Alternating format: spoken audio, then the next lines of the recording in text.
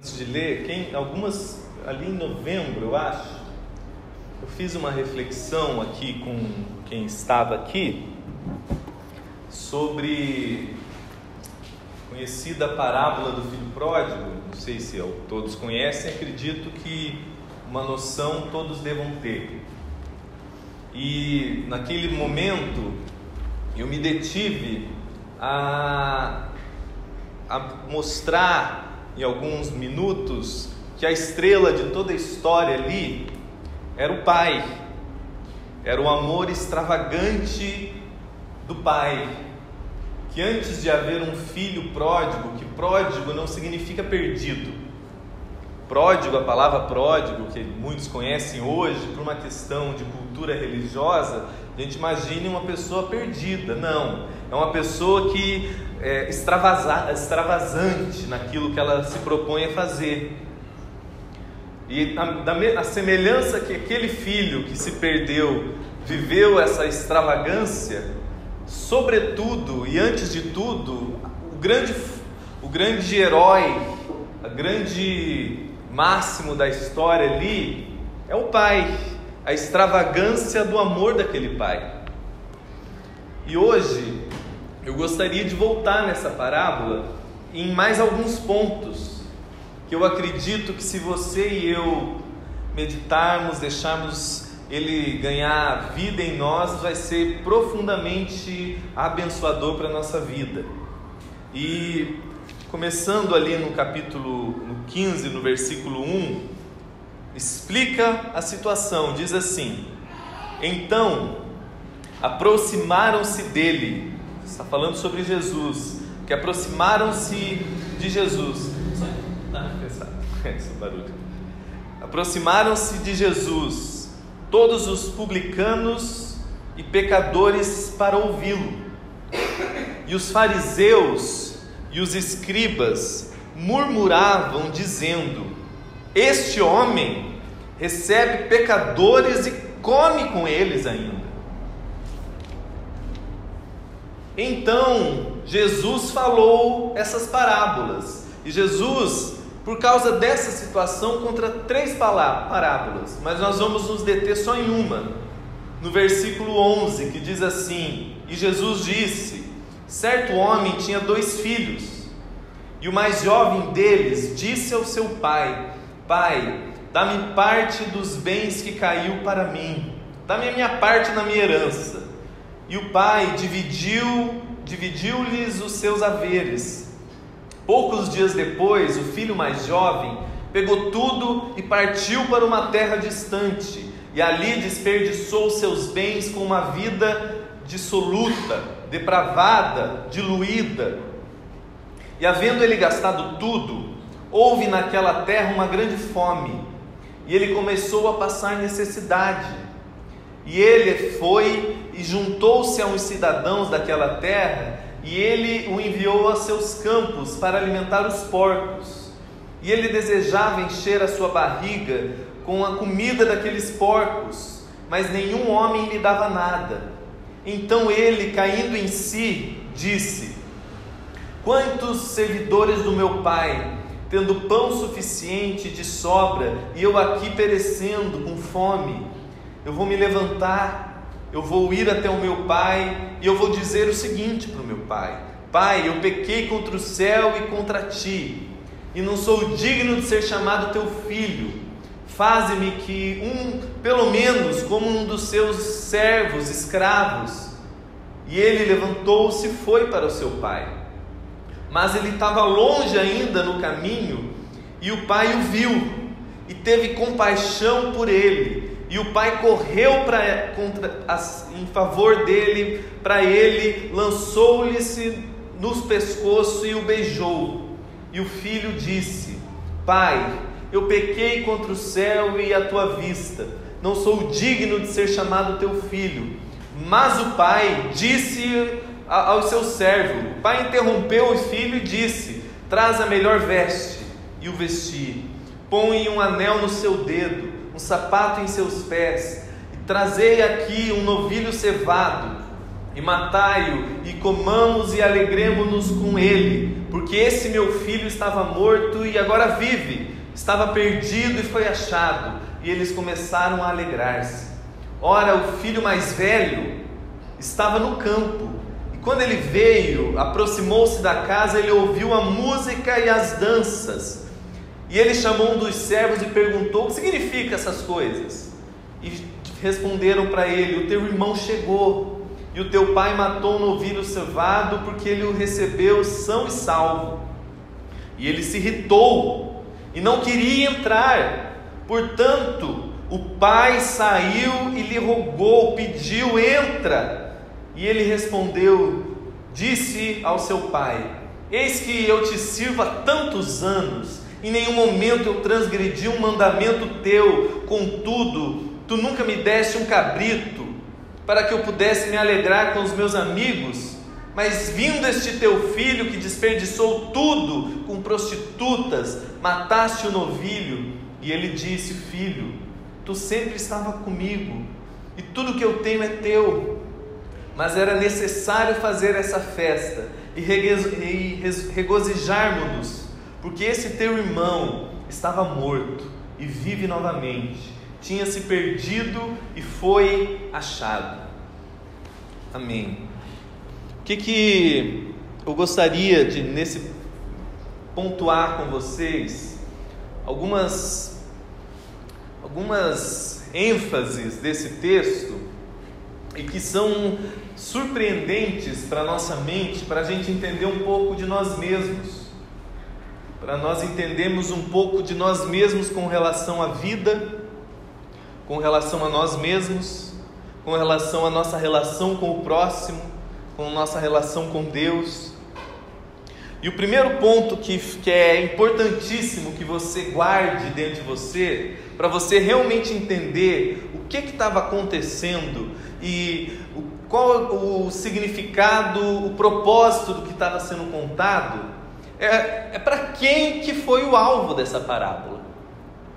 Porque para quem conhece essa parábola, acredito que quase todo mundo, se tem uma mínima experiência religiosa, já ouviu que é a história do rapaz perdido, o rapaz que foi para um mundo, para as drogas, para uma vida leviana, que se fez mal e ficou perdido e que voltou para casa. Obviamente que isso também está aqui, mas para que a gente entenda o verdadeiro propósito de Jesus a contar esta parábola, são 3 parábolas juntas, mas uma delas é essa. A gente tem que entender, para que a gente entenda o que Jesus está ensinando ali, a gente entender para quem que ele está se referindo, porque ele não estava se referindo para gente perdida, aparentemente e moralmente perdida, aos olhos nus. Primeira coisa que a gente leu aqui é que diz o texto assim, que Jesus estava acolhendo pecadores e publicanos e comendo com eles. Então, os mestres da religião, os mestres do bom comportamento, da ética, da lei, da moral, dos cidadãos que todo mundo olhava para eles e falava: aqueles ali são homens de Deus. Vendo Jesus acolhendo pecadores e publicanos, prostitutas, eles se irritaram com Jesus.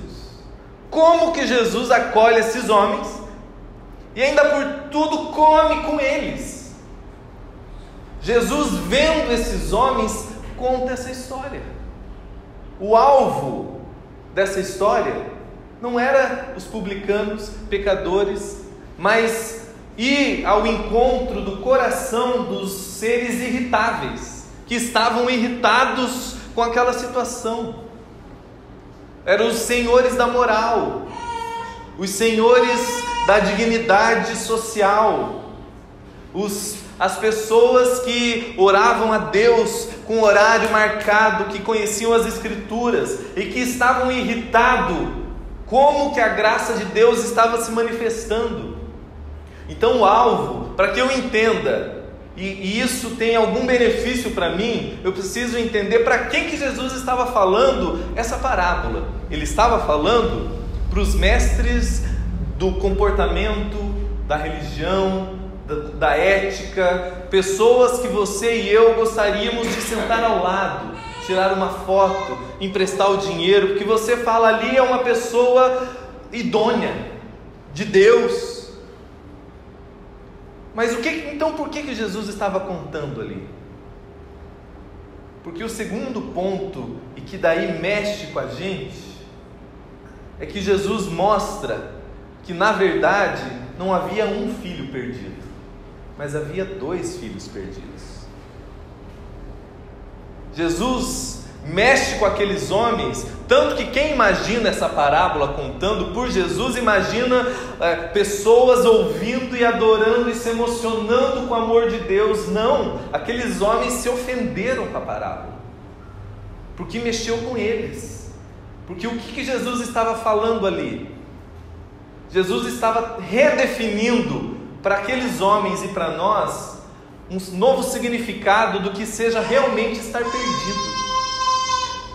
O significado realmente de pecado, de perdição, de você achar e se relacionar com Deus e com a vida. Porque Jesus estava mostrando ali que tanto quanto aquele filho que foi e se perdeu, e que viveu em prostitutas e tudo mais, aquele filho que estava ali, mestre do comportamento, mestre da lei, fazia tudo certo, aos olhos racionais, era uma pessoa idônea e digna, ele também estava perdido. Obviamente que esse rapaz que tinha ido, o texto fala que o rapaz indo, ele viveu uma vida dissoluta. Por quê? Uma vida entregue aos seus sentidos, a fazer tudo que você tem vontade, você vai se diluindo como ser humano. Isso é inegável. Mas o que é chocante é que Jesus estava se dirigindo para aqueles homens falando: vocês estão achando que só o menino que foi estava perdido? Essa parábola, o significado de amor de Deus e salvação é o banquete final. Mas o filho não estava, o filho da lei, da moral, do comportamento, a semelhança que o outro irmão, também não estava na festa. Ele também não estava provando o amor de Deus. Porque só que se a vida dissoluta daquele rapaz gerou tudo aquilo tudo, para nossa mente foi aquilo tudo, gerou a diluição do rapaz perdido. Como que um rapaz de boas obras, de vida íntegra, fazendo tudo certo, pode estar perdido? Pode não estar provando o amor do Pai? O que Jesus está ensinando que não era apesar das boas obras que ele estava perdido, era justamente por causa das boas obras que ele estava perdido. Porque aquele rapaz mostra a grande maioria de nós. Porque quando você vê uma pessoa na Cracolândia, uma prostituta, uma pessoa vivendo uma vida de doença, que se faça mal, isso é saudável? Obviamente que não. O texto ali diz que aquela pessoa estava vivendo uma vida dissoluta, de autodiluição. Mas aquele rapaz do comportamento também estava perdido. Ele também não estava na festa do amor de Deus. Ali Jesus mostra que não, porque o significado daquele rapaz, que é semelhante a quase todos nós, é o seguinte: para a grande maioria de nós, para a mente da religião, do bom comportamento, das boas obras, eu obedeço a Deus, eu faço tudo certo e Deus me aceita. Mas o Evangelho não ensina isso. O Evangelho não propõe isso. O Evangelho me propõe que eu sou aceito pela graça de Jesus, pelo sacrifício de Cristo, então eu obedeço, então eu vivo uma vida saudável. Mas então o que Jesus está mostrando ali? Jesus está ressignificando para a nossa mente o verdadeiro sentido de perdição, de pecado, de alienação do amor de Deus.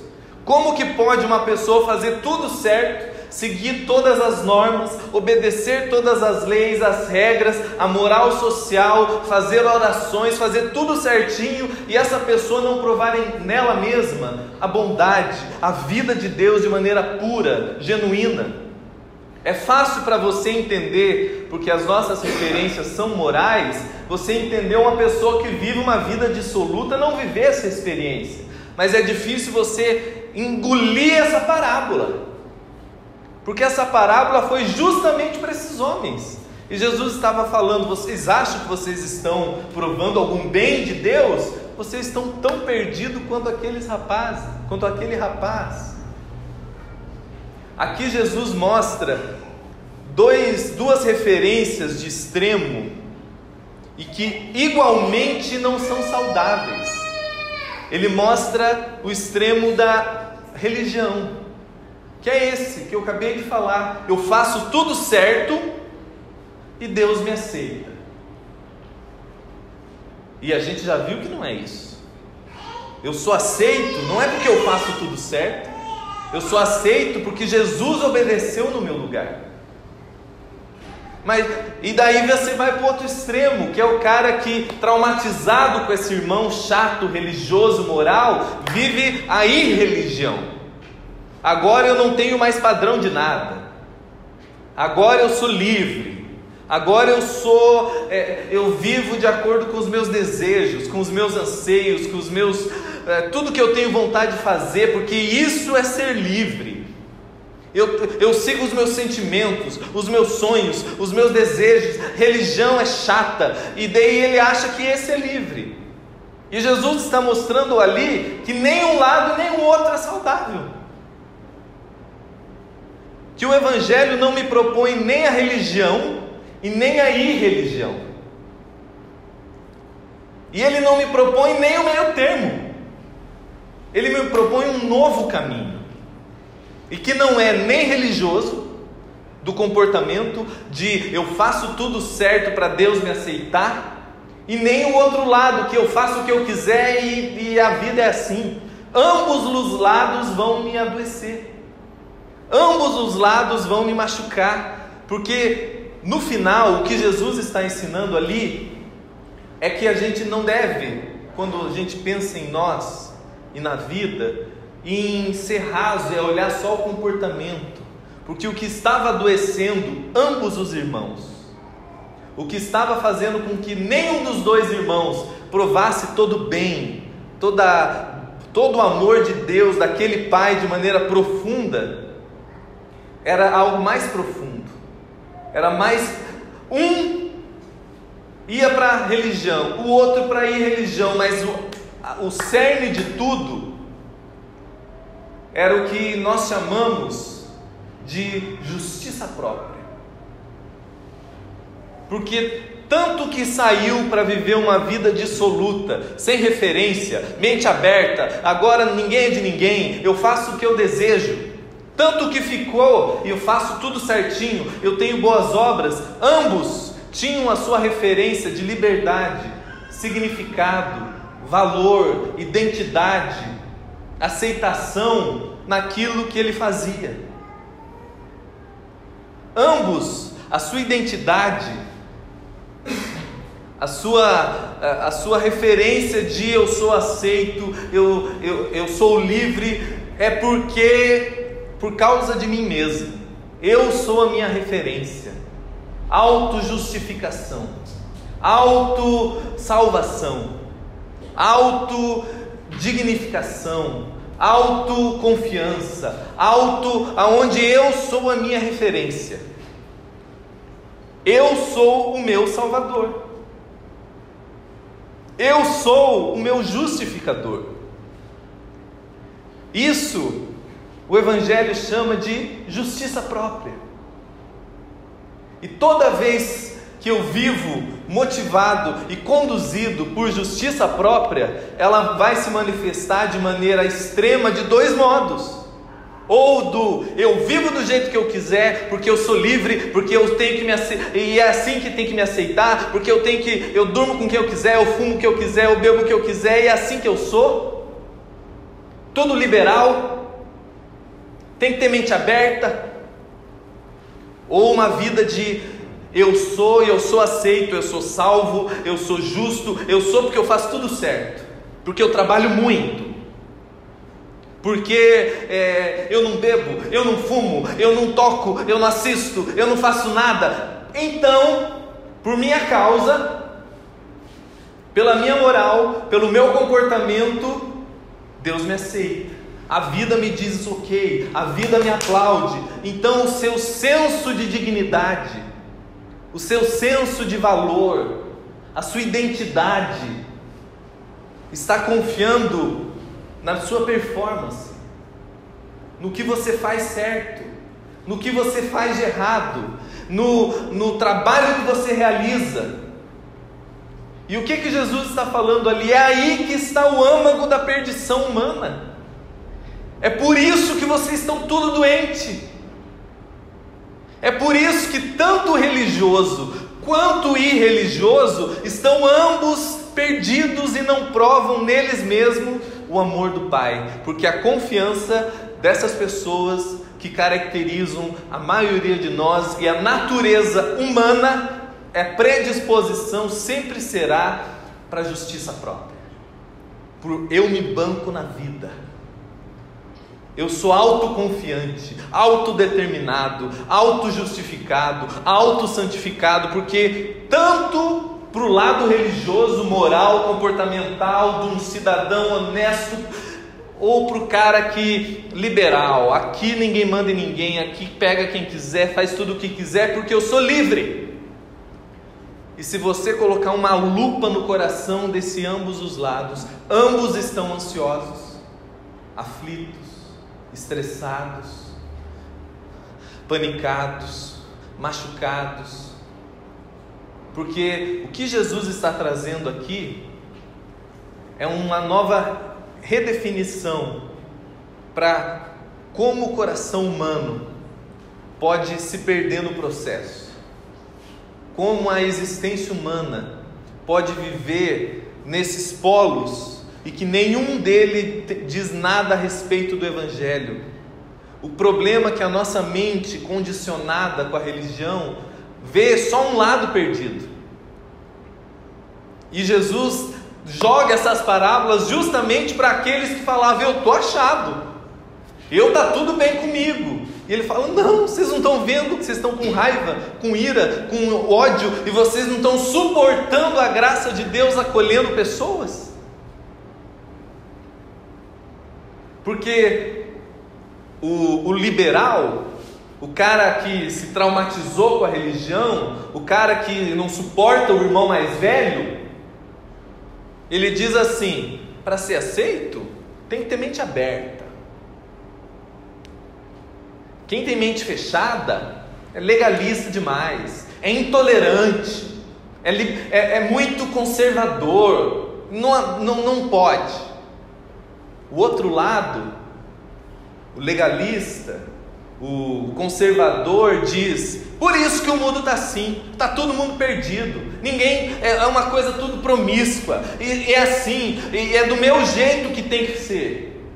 Ambos os lados estão querendo ser para si e para o mundo a referência de dignidade, de salvação, de restauração, de justificação. E Jesus está falando: vocês estão achando que vocês estão em algum lugar, vocês não estão vendo dentro de vocês a perdição crescer, a angústia crescer, a aflição crescer. Mas Jesus não está trazendo aquilo ali para condenar aqueles homens. Ao contrário, é por amor a eles que essa parábola vem à tona. Porque uma das coisas que eu queria destacar, que a gente pode notar ali, que se de um lado ambos estavam perdidos, quando um dos filhos volta, o filho mais novo, o da irreligião, o liberal demais, o mente aberta demais, caindo em si, voltando, ele volta e participa do banquete, do amor de Deus. Já o filho é resistente, o filho adulto, o mais velho, o da moral, pelo contrário, ele fica irritado com a festa. O que Jesus está falando ali? Que ambos estavam perdidos. A nossa disposição ambivalente, que vai para um lado ou para o outro, nos dois extremos nós vamos adoecer. Mas o lado moralista demais, legalista demais, é muito mais difícil o cara se enxergar. Porque ele está, como eu disse, ele não está perdido apesar das boas obras dele. Ele está perdido por causa das boas obras dele. Porque as boas obras dele são para trocar, para mandar no Pai. As boas obras dele são motivadas por justiça própria. As boas obras dele, e é tão fácil você ver alguns sinais, e que facilmente a gente se identifica com esses sinais, que revelam quando o nosso coração está pendendo, quando nossa natureza vai pender para o lado do irmão mais velho, do moralismo, da justiça própria, do bom comportamento. Um dos sinais é que ele fica irado e amargurado quando as coisas não funcionam do jeito que ele queria. Porque isso acontece comigo e com você. Quando você e eu estamos vivendo, quando o nosso senso de dignidade, quando o nosso senso de valor, de identidade, de aceitação, de relação com Deus e com a vida, está baseado na nossa performance, no que a gente é capaz de fazer ou deixar de fazer, e algo funciona diferente do que a gente imaginava, uma coisa é você ficar triste, normal. Mas quanto mais justiça própria no peito, você se amargura, você fica com ódio, você fica raivoso. Por quê? Porque você fez tudo certo. Como que Deus e a vida e o mundo te respondem diferente? Você merece o bom. Você trabalha tanto e faliu. Você orou tanto e Deus não fez nada. Então o que cresce no coração do irmão mais velho e de todos nós, quando a gente vive baseado na justiça própria, quando o nosso senso de dignidade, de aceitação, de valor não está no amor do Pai por nós, mas na nossa performance, o que brota de dentro de nós é amargura, é raiva. E a gente, quando algo funciona bem diferente, e quer ver então quando outra pessoa que a gente julga não merecedor pega o que você acha que merecia. Aí, meu amigo, você, dentro de você, o que brota é o pior de você. É amargura, é raiva, é uma ira focada. Como que, se você é um religioso, como que eu orei tanto e ele não ora? E se você é um hard do trabalho, como é que esse vagabundo ganhou? Porque quanto mais justiça própria, menos misericórdia. Um outro sinal, além da raiva, da amargura e da ira, quando algo não flui do jeito que você quer, é que você se sente superior a quem não vive nos seus padrões. Você olha de cima para baixo. O filho olha e fala: este teu filho? Com desprezo. Ambos estavam errados, fragilizados e não provavam todo o bem de Deus, mas ambos eram profundamente amados. Tanto que Jesus deixa claro que o pai foi ao encontro de ambos os filhos. Porque a gente imagina, quando a gente sai da loucura da religião, que o pai odeia o filho mais velho. Não! O pai correu para o filho mais novo e o pai foi atrás do filho mais velho também. E é aí que a nossa compreensão, que quando a gente vai começando a entender o que Jesus está trazendo, o nosso coração vai se curando desse vício de ou virar um relativista irreligioso, ou um cara religioso moralista, mas que no final de tudo, a raiz disso tudo é a justiça própria. E como que essa minha justiça, a justiça própria da minha carne é curada? Começo a ser curado quando eu começo a entender que, independente o polo que eu possa estar vivendo nesse momento, ambos estão errados, mas igualmente eu sou profundamente amado. O amor extravagante do pai foi em direção aos dois filhos. O amor do pai foi em direção ao filho mais novo, que corre e abraça e beija, e foi em direção ao filho mais velho, insistindo para ele entrar na festa. E é o amor, é a iniciativa do amor de Deus sendo compreendida por nós, que começa a nos curar. Por isso que Paulo, escrevendo aos Coríntios, no capítulo 5, ele diz assim: e tudo isso provém de Deus, que nos reconciliou consigo mesmo, não levando em conta as nossas transgressões. O pai foi em direção a esses filhos, antes desses filhos pedirem desculpa. Não foi o arrependimento desses filhos que fez com que o pai corresse para eles. Foi o amor do pai indo até eles que gerou arrependimento nesses filhos. Porque tão importante quanto eu entender isso, é então essa percepção do amor de Deus sobre mim de maneira extravagante, imerecida, abundante, que desencadeia em mim arrependimento. Romanos capítulo 2 diz assim: é a bondade de Deus que nos leva ao arrependimento. Porque nesse processo de cura, de justiça própria, se a gente pensa, e é saudável essa auto-enxergamento, você entender que coisas precisarão mudar, esse arrependimento, sim, mas quando eu acho que é ele o motivo da minha aceitação, mais uma vez, o arrependimento virou moeda de troca. Aí você vira um religioso igual aqueles caras. Aqueles homens ali eram os reis do arrependimento, eram os reis da oração, da minha culpa, e oravam, e se sacrificavam, mas o que eles faziam era de pular de fora. Por quê? Porque eles estavam tentando comprar o amor de Deus se arrependendo. Eles estavam: agora que eu me arrependi, o Senhor tem que me amar. Agora que eu me arrependi, o Senhor tem que me abençoar. Agora que eu me arrependi, o Senhor tem que mudar tudo. E mais uma vez a justiça própria voltou com cara de arrependimento.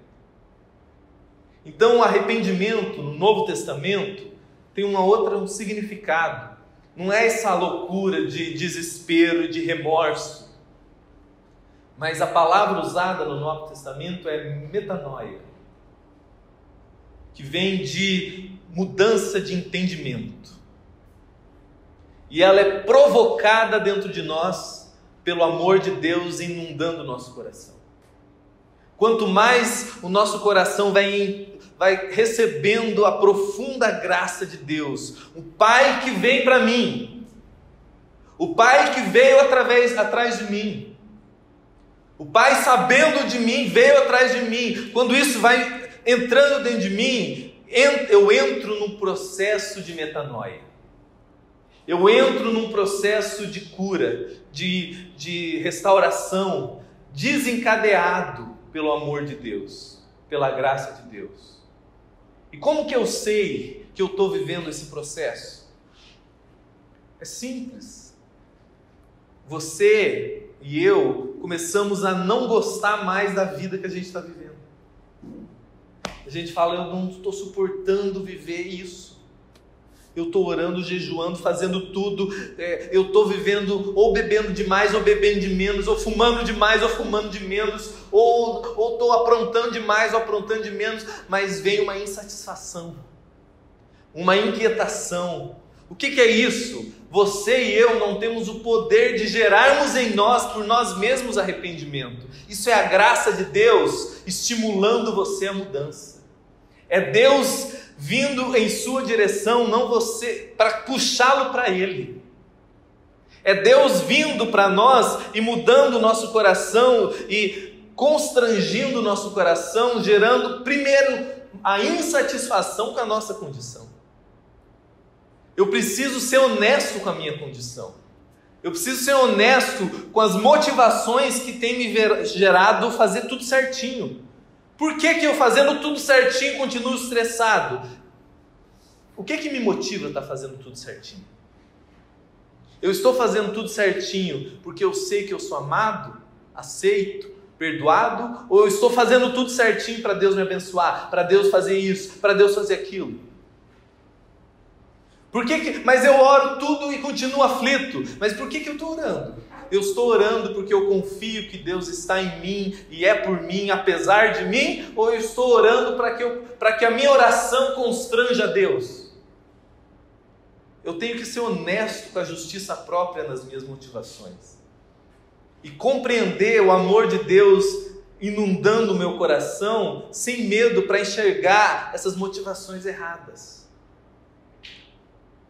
E quanto mais o meu coração vai se rendendo à extravagância do Pai, da iniciativa do Pai, ao amor de Deus vindo na minha direção, quanto mais isso vai penetrando o meu ser, tanto importante eu saber a iniciativa do amor de Deus por mim. Eu entender esse processo de arrependimento não como um remorso profundo, mas como uma renovação de entendimento, onde eu percebo Deus, a mim mesmo e a vida, não mais a partir de mim, mas quando o meu coração começa a se alicerçar não mais na minha justiça, mas na justiça de Cristo, no sacrifício de Cristo, na obediência de Cristo. Se você ler a história do filho pródigo, você vai ver que são 3 parábolas. E Jesus fala nas 3 parábolas, ele falando com os fariseus, aí ele fala assim, olha, ele fala de um pastor que perdendo uma ovelha, tendo 100, ele vai atrás dessa ovelha e pega ela e traz de volta e salva e resgata. Aí ele conta a segunda parábola, de uma mulher que tinha 10 moedas, 10 dracmas, e perde uma, essa mulher para tudo e ela não para enquanto ela não recupera essa moeda. E no mesmo propósito ele conta, e tinha o pai que tinha 2 filhos. E como a gente já viu a história, os 2 perdidos, os 2 aflitos, um escondido atrás da sua liberdade excessiva, mentirosa, libertinosa, e o outro escondido atrás dos seus bons comportamentos, mas ambos adoecidos. Porque quando eles contam aquilo ali, é uma sociedade extremamente patriarcal. E se você lembra da história, o pai divide a herança entre 2 filhos.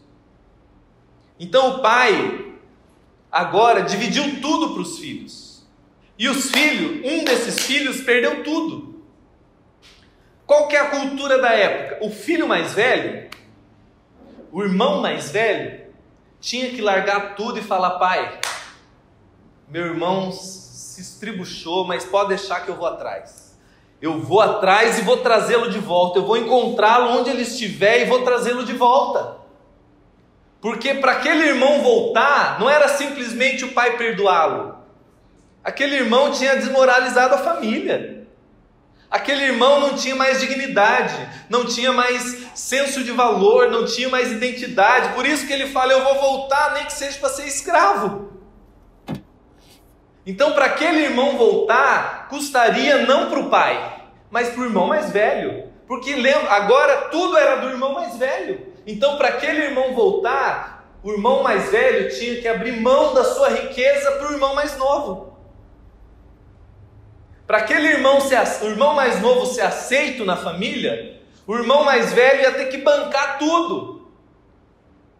Por isso que o pai vestindo o irmão mais novo, o pai fazendo a festa para o irmão mais novo, o pai colocando anel no irmão mais novo, o pai restaurando o irmão mais novo, irritou tanto o irmão mais velho, porque significava prejuízo para ele. Então o que Jesus estava falando para aqueles fariseus? Vocês são os irmãos mais velhos. A graça de Deus está acolhendo essas prostitutas e pecadores, e vocês, ao invés de ir atrás, vocês estão se irritando. Porque o que aquele irmão mais novo não tinha? Um bom irmão mais velho. Mas aí que é a boa notícia. Porque ele não tinha, mas você e eu temos. Você e eu temos um bom irmão mais velho. Hebreus no capítulo 2 fala que Jesus se orgulha de ser chamado nosso irmão.